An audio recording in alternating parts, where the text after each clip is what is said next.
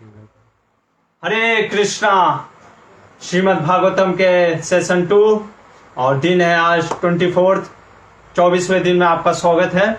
और आज हम कुछ विशेष गेम शो टाइप का रहेगा, क्योंकि जो काफ़ी रोमांच रहेगा।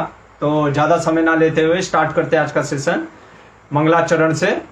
नारायणं नमस्कृत्यं नरं चैव नरोत्तमं देवीं सरस्वतीं व्यासं ततो जयमुदीरये।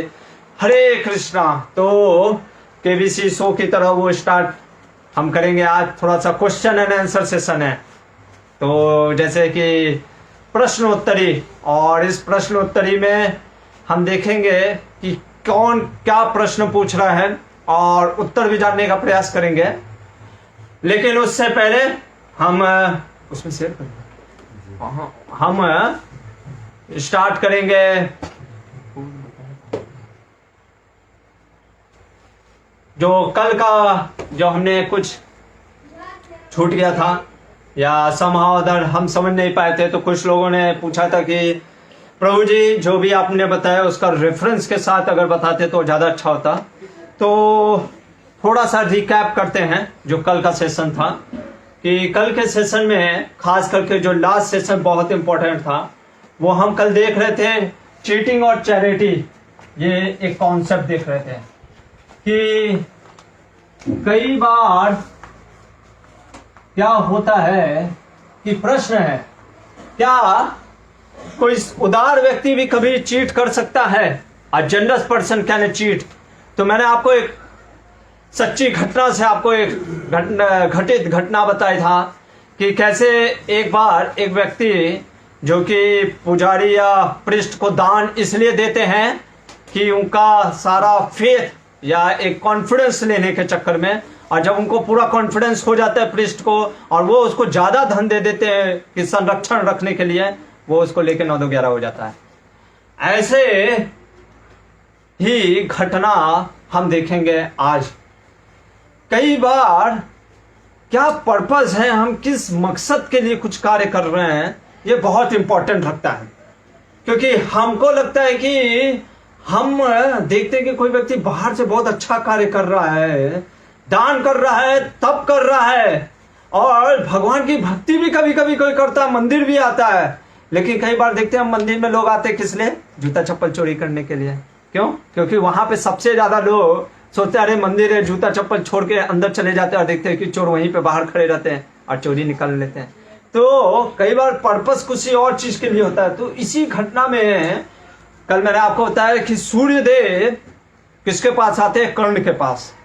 और जब कर्ण सोता रहता है तो सूर्यदेव उसको कहते हैं कि देखो कर्ण, कल तुम्हारे पास इंद्रदेव ब्राह्मण बन के आएंगे, और ब्राह्मण बन के आने के बाद वो तुमसे क्या मांगेंगे?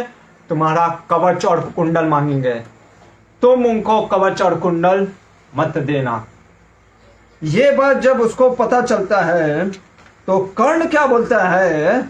वो कहता है, ये बहुत सुंदर, मतलब कि आप देखो 300 पॉइंट, ये वन पर्व का 31 वर्ष है।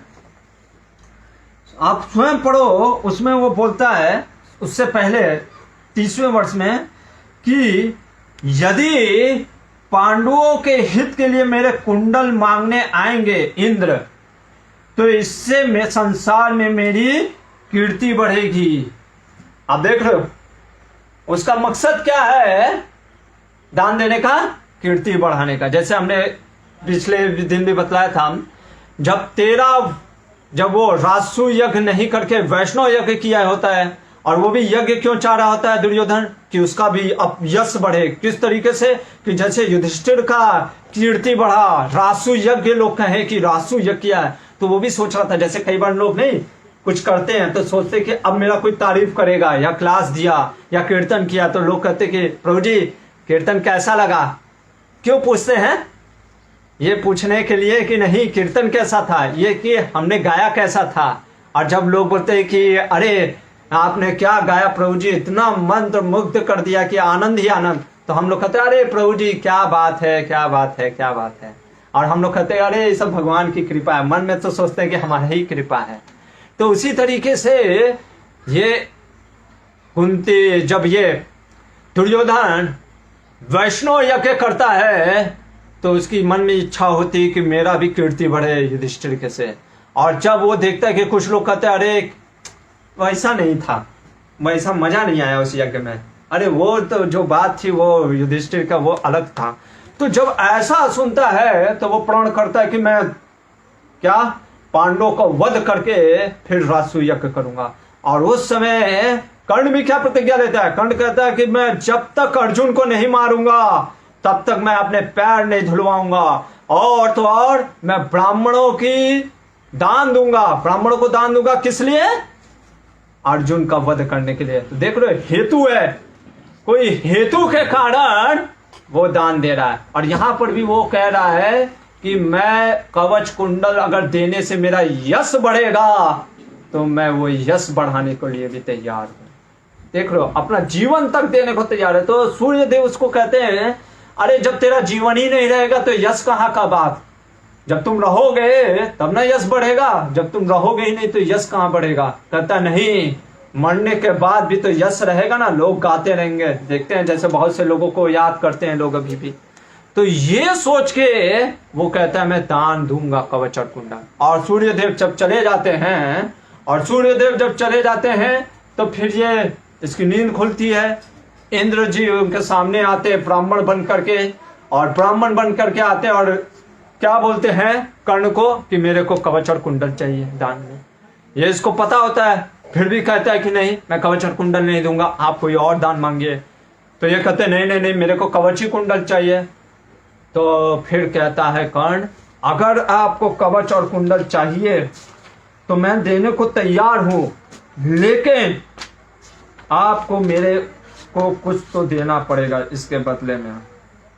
साफ लिखा इसमें। आप कहोगे कि प्रभु जी आप अपने मन से तो नहीं ना बोल रहे हो, ये देख लो 310 के चैप्टर में, उसके बीच में जो 300 से 9 4-5 चैप्टर में ये बतलाया गया है कैसे कुंती ने को ये कर्ण प्राप्त हुआ, जो कि हमने कुंती के कहानी में जब चौथा दिन चल रहा था तब हमने आपको बतला दिया, तो इसलिए यहाँ पे नहीं बतला रहे हैं। और यहाँ पे वो साफ कहता है आप कुछ बदला देकर इच्छा अनुसार मेरे कुंडल और उत्तम कवच ले जाइए, अन्यथा मैं नहीं दे सकता।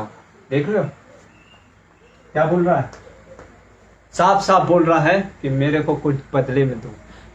क्यों ये सोच रहा है, जैसे मैंने आपको कल बताया कि मान लीजिए फुटबॉल के मैच में सिर्फ अगर डिफेंडर है अटैकर नहीं है तो हो सकता है आपको गोल नहीं होगा, आपको गोल नहीं होगा, लेकिन आपको गोल भी तो करना है। अगर फाइनल मैच है तो मैच ड्रॉ करके नहीं ना रख सकते, जीतना है ना मैच, नहीं तो फिर तो पेनाल्टी शूट आउट होगा। तो इसलिए डिफेंडर के साथ साथ अटैकर की बड़ी जरूरत है। उसी तरीके से कर्ण को लगा कवच कुंडल से मैं तो नहीं मरूंगा, लेकिन मैं शायद अर्जुन को कभी मार भी नहीं पाऊंगा।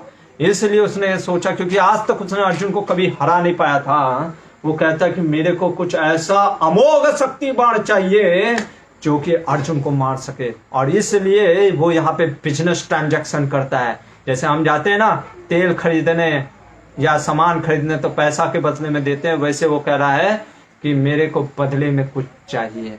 ये क्या दानवीर है। और आप देखो ये कितना मतलब कि लेफ्ट आइडियोलॉजी या लेफ्ट प्रोपेगेंडा है कि किसी एक को महान बता देना। अब महाभारत में देखो ययाति महाराज के महानता के बारे में, उन्होंने भी दान किया। क्या कर्ण ही एक ऐसा था जिसने पहली बार दान किया? युधिष्ठिर महाराज 12 साल जब मतलब कि अज्ञात 12 साल का वनवास मिलता है तब उनके साथ कितने लोग रहते हैं? 60,000। कितने?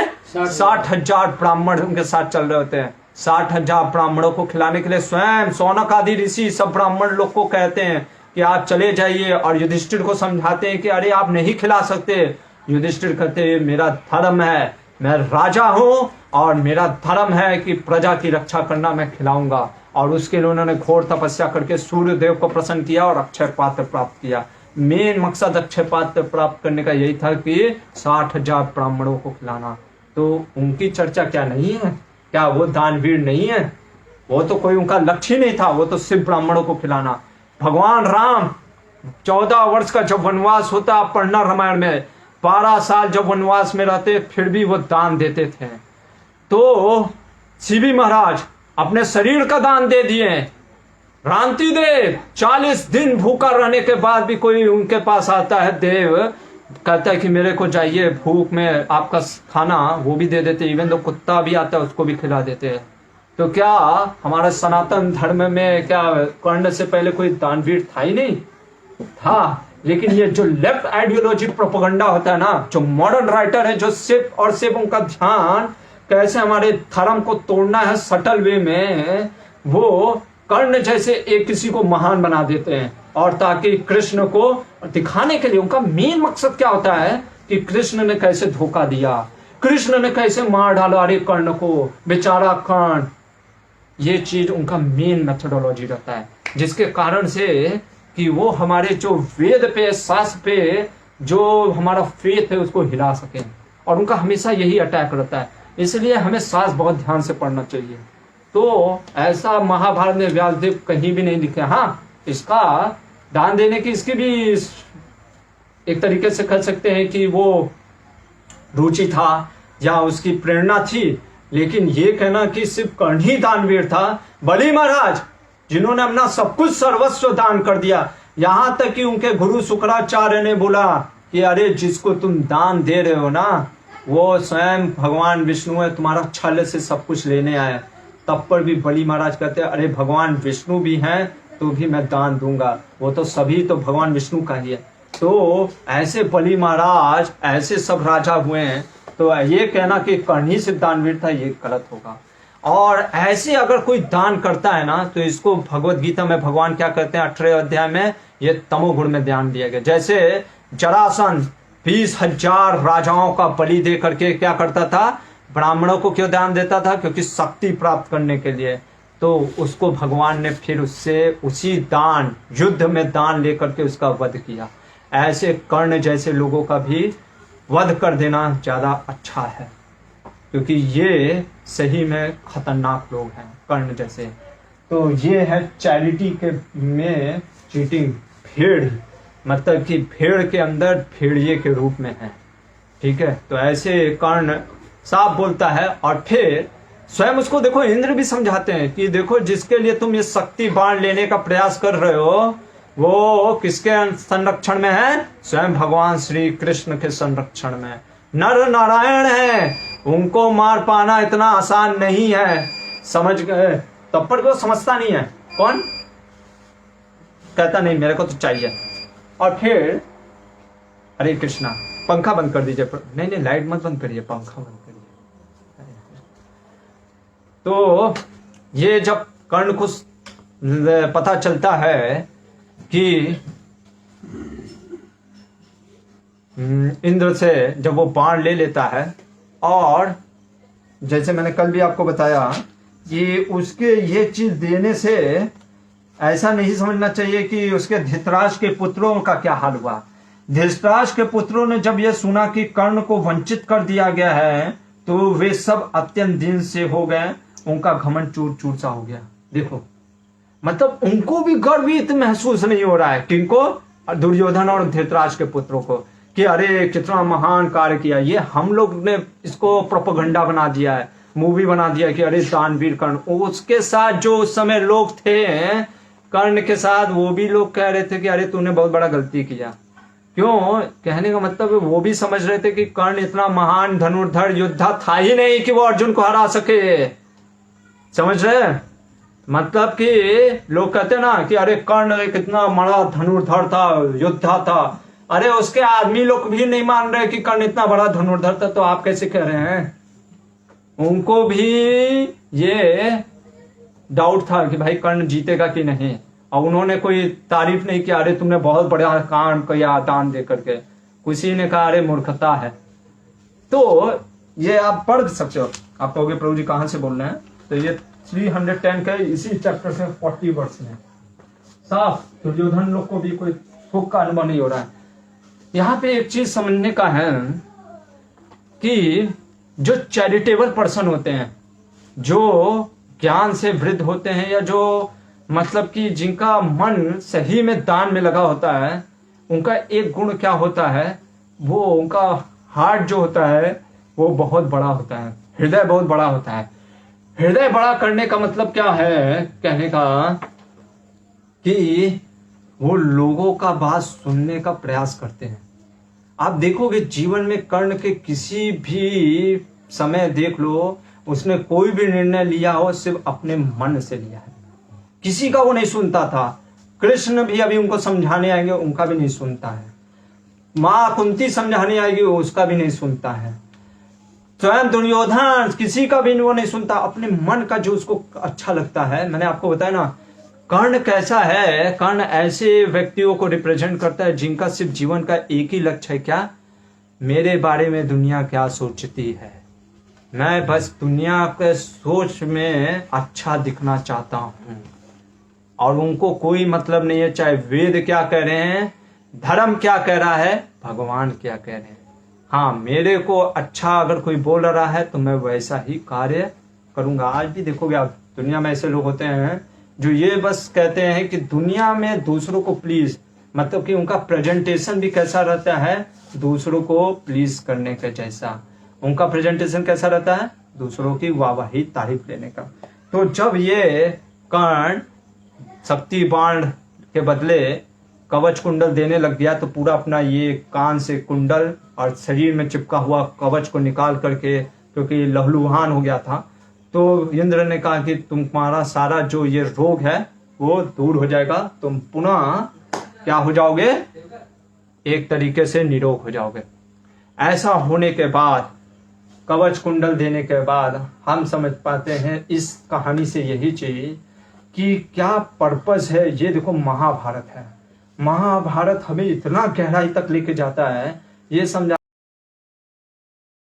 है कि व्यक्ति का क्या कार्य क्यों कर रहा है, उसके पीछे उसका पर्पस क्या है, ये समझने का प्रयास करो, सिर्फ एक्टिविटी मत समझो। इसलिए श्रील प्रभुपाद जी ने हमारे संस्था का नाम क्या रखा, अंतरराष्ट्रीय कृष्ण भावना मित्र संघ।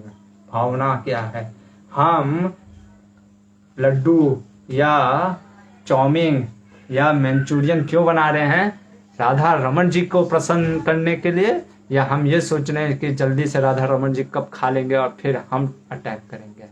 तो ये बहुत जरूरी है, ये हमारा क्या चेतना है किसी चीज को करने के पीछे, ये बहुत जरूरी है। और ये हम यही इसीलिए महाभारत में ये प्रसंग दिया गया है। व्यासदेव ये बतलाना चाह रहे हैं कि दानवीर कर्ण जो है, जिसको हम दानवीर नाम से समझ रहे हैं, वो दान देते वक्त भी उसका चेतना क्या है, मेरा यश बढ़े। और सही में यश बढ़ा उसका, क्योंकि दान दिया तो सही में लोगों ने, ये लेफ्ट लिबरलवादियों ने चेतना उसको मतलब कि उसका यश बढ़ा दिया, वो तो है, लेकिन हमें यह समझना होगा उसका जीवन का सिर्फ एक ही लक्ष्य था, अपना यश बढ़ाना। हरे कृष्णा। तो ये पंखा ऑन कर दो, लाइट आ गया। तो ये सोच करके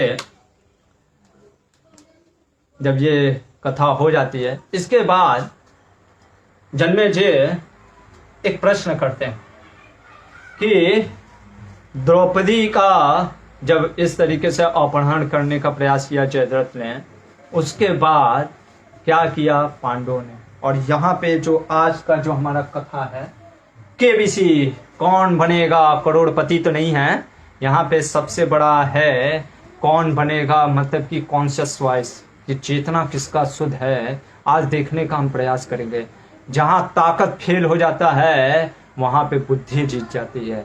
जहाँ पे हम देखेंगे सिर्फ और सिर्फ ट्रांसफॉर्मेशन नहीं, इंफॉर्मेशन आपको गूगल से भी मिल सकता है, लेकिन ये क्वेश्चन एंड आंसर जो सेशन है ये ट्रांसफॉर्मेशन है। होता क्या है कि एक ब्राह्मण होते हैं, ये काम्यवन से दैत्यवन चले जाते हैं, क्योंकि काम्यवन में उन्होंने देखा कि जयद्रथ आके अटैक किया, तो वो सोचते फिर से वापस दैत्यवन चले जाते हैं पांडव धौम्य ऋषि के साथ। दैत्यवन जा करके वहां पे रहने लगते हैं। एक दिन की बात है, एक ब्राह्मण होते हैं, वो रस्सी पे जैसे होता है ना, अड़नी करके एक लकड़ी होता है, फायरवुड, जो कि यज्ञ में जलाने के काम आता है, ठीक है। वो लकड़ी का गट्ठा रख करके क्या होता है कि पेड़ पे रखे होते हैं, और मथनी करके एक उनका जो मतलब कि यज्ञ का सामग्री होता है, ब्राह्मण रखे होते हैं। और वो रख करके इधर उधर गए होते हैं, तभी मृग हिरण आता है और वो उसको खुजली हो रहा होता है। क्या होता है? खुजली। जैसे हम लोग को कभी कभी खुजली नहीं होता, ऐसे ऐसे करते हैं। तो अभी क्या है, अभी वो तो हिरण है, ठीक है, उसके हाथ तो है नहीं, 4 पैर है, तो वो ऐसे अपने सर को पेड़ से हिला करके खुजली कर रहा होता है। तो क्या होता है कि वो लकड़ी उसके में फंस जाता है, उसके हिरण के सिंग में, और वो फंस जाता है तो उसको बड़ा उलझन होता है। तो उलझन के मारे वो भागने लगता है। इधर ब्राह्मण को लगता है अरे मेरा कहाँ गया लकड़ी, हिरण लेके भाग गया। तो ये देख करके वो उधर ही बगल में पांडवों का आश्रम होता है, पांडव क्योंकि क्षत्रिय हैं, जाते हैं ये ब्राह्मण और कहते हैं कि सुनो पांडव, मेरा क्या हो गया है, लकड़ी गायब हो गया, ठीक है ना, और यज्ञ का सामग्री था उसको ढूंढो। पांडव लोग ये नहीं कहते अरे जाओ ना यार, मेरा खुद ही टाइम पास कर, दिमाग खराब है, तुम काहे आ गए हो। ऐसा नहीं बोलते कि अरे हम लोग खुद ही दिक्कत में झेल रहे हैं, तुम आ गए। ये होता है जो धर्म में स्थित होता है ना, मतलब उनका नेचुरल था कि हाँ हमें सेवा करना है। वो सही में राजा थे, इसीलिए वो वहां वन में भी रह करके उनका क्या था भाव कि हाँ कोई आया है, सेवा करना है। तो ये सोच करके पांचों ब्राह्मण जो पांडव होते हैं वो निकलते, कहते कहाँ गया हिरण, और हिरण को ढूंढने लग जाते हैं। और ये भी नहीं कहते अरे लकड़ी चला गया ना, दूसरा लकड़ी ढूंढ लो। वो जानते कि ये यज्ञ का सामग्री है, यज्ञ का पवित्र सामग्री है और ब्राह्मण को चाहिए, और वो समझ सकते हैं ब्राह्मण की संवेदना वेदना को। जब तक व्यक्ति इतना संवेदनशील नहीं होगा, धर्म के पाठ को नहीं समझेगा, उस दूसरे के दुख को समझ ही नहीं सकता। आप कितनों प्रयास कर लो, जब तक हम साधु संत या शास्त्र से नहीं पढ़ रहे हैं या ऐसे लोगों के बीच में नहीं है तो बहुत मुश्किल है। आप कितनों कर लो, वो दूसरा कोई आपका दुख समझ ही नहीं सकता। इसीलिए साधु संत का कल बात किए थे ना, सावित्री कहती है कि साधु संत का जो फल होता है, संग का फल, वो कभी निष्फल नहीं होता। तो ये सोच करके पांडव चलते हैं, ढूंढने लगते हैं, उनको मृग दिखते हैं, अचानक से मृग गायब हो जाता है। तो ये सब ढूंढ ढूंढ के इतना परेशान हो जाते हैं कि इनको प्यास लग जाती है, और प्यास लग जाने के कारण वो लोग बैठ जाते एक जगह। फिर उन आपस में चर्चा कर रहे होते कि अरे इतना थकावट, इतना कष्ट आज क्यों हो रहा है, हमने तो कोई पाप अभी किया नहीं है। तो अब सब अपना अपना सोचने लगते हैं। और उस समय जैसे अर्जुन कह रहा होता है कि उस कर्ण पुत्र, सूत पुत्र कर्ण ने जब द्रौपदी को वैश्या बोला, मैंने उसका जिह्वा नहीं काटा, क्योंकि वो एक वैष्णवी है, उसका अपमान कर रहा था, मैंने जिह्वा नहीं काटा, आज इसलिए कष्ट भोग रहा हूँ। देखो वो लोग ये नहीं करे कि हमने कोई, वो लोग मान रहे हैं कि हमने भी कोई अधर्म किया इसीलिए आज कष्ट भोग रहे हैं। क्योंकि मैंने कल बताया था, जब तक अगर कोई अधर्म किया नहीं होगा तो भूख प्यास, क्योंकि आप देखोगे स्वर्ग में भूख और प्यास क्यों नहीं लगता है, क्योंकि वो भोग नगरी है। और यहाँ पे भूख प्यास अगर हमको लग रहा है तो हमने जीवन में, क्योंकि ये तो द्वंद का जगत है, यहाँ पे भूख प्यास लगेगा भी, लेकिन अगर कभी हम बहुत ज्यादा दुख में हैं तो हमने कोई अधर्म किया है। इसीलिए चाहे वो हमको दिख रहा है या नहीं दिख रहा है, पर वो उसका मेन कारण हो सकता है। भीम कहता है जब दुर्योधन अपनी जांग दिखा रहा होता, मैंने उसकी जांग को तोड़ा नहीं था, इसलिए मैं आज भूख प्यास से इतना तड़प रहा हूं। सहदेव कहता है वो कपटी शकुनी जब जुआ खेल रहा था और द्रौपदी के ऊपर हंस रहा होता है, मैंने उसका वध नहीं किया, इसलिए आज हम दुख झेल रहे हैं। जो भी कारण था, यमराज धर्मराज युधिष्ठिर कहते हैं नकुल को कि पेड़ पे चढ़ जाओ। देखो कितना, मतलब कि पहले को लोग, आप लोग को पेड़ पे चढ़ने आता है? कितने बच्चों को पेड़ पे चढ़ने आता है? आना चाहिए। देखो नकुल पेड़ पे चढ़ गया, राजा का बेटा था, फिर भी आज लोग सीढ़ी नहीं चढ़ पाते हैं। सीढ़ी चढ़ने पे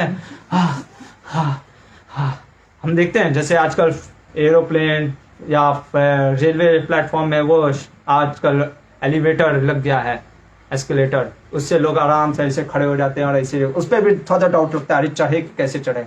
लोगों को सीढ़ी चढ़ने में हालत खराब हो जाती है। हम अभी वहाँ पे गए थे, कहाँ पे, कोणार्क मंदिर में, तो वहाँ पे खूब बड़ा बड़ा, तो हम एक जगह, हम जहाँ रुके हुए थे वहाँ पे तीसरे मंजिले पे हमारा रूम था, तो हम देख रहे थे कुछ बच्चे, प्रभु जी हालत खराब हो गया है। तो हम देखते कि बच्चे या हम लोग, क्योंकि सीढ़ी चढ़ने का कभी आदत डाला नहीं है, तो पेड़ पे चढ़ने का तो आदत ही छोड़ दो। पहले के राजा के बेटे भी पेड़ पे चढ़ना आदत पता था, क्योंकि कब क्या जरूरत पड़ जाए कौन जाने। तो नकुल फट से पेड़ पे चढ़ जाता है और उसको एक तालाब दिखता है, सरोवर, जिसमें कि सारस सारस समझ रहे हो, बगुला पानी पी रहे होते हैं। ये देख करके नकुल कहता है कि सामने मेरे को सरोवर दिख रहा है। नकुल को कहते हैं कि जाओ पानी लेके आओ, हम लोग भी पियेंगे। चारों भाई वहीं पे बैठे होते हैं। नकुल जाता है और जाता है सरोवर पे, तो उसको एक आवाज आती है, ठहरो, जैसे नहीं होता है ठहरो ठहरो। वो देखता है अरे कौन आवाज कर रहा है, भूत आ गया क्या तो देखता है अरे बगुला ही है सामने। तो उसको लगता है बगुला बोल रहा है क्या, तो कहता है, तो ध्यान नहीं देता, कहता है पानी पीने से पहले मेरे प्रश्नों के उत्तर दो। वो कहता है कि केबीसी चल रहा है क्या, मैं पानी पीऊंगा, कौन रोकता है। और जैसे ही पानी पीता है वहीं पे गिर जाता है। काफी देर हो जाता है, नकुल आया नहीं। उधर धर्मराज युधिष्ठिर कहते हैं अरे इतना देर हो गया, नकुल आया क्यों नहीं। वो कहते कि जाके पता करो, सहदेव को भेजते हैं। सहदेव जाता है तो दिखता अरे नकुल गिरा हुआ है, और उसको समझ में नहीं आता कौन मार दिया, किसने मार डाला।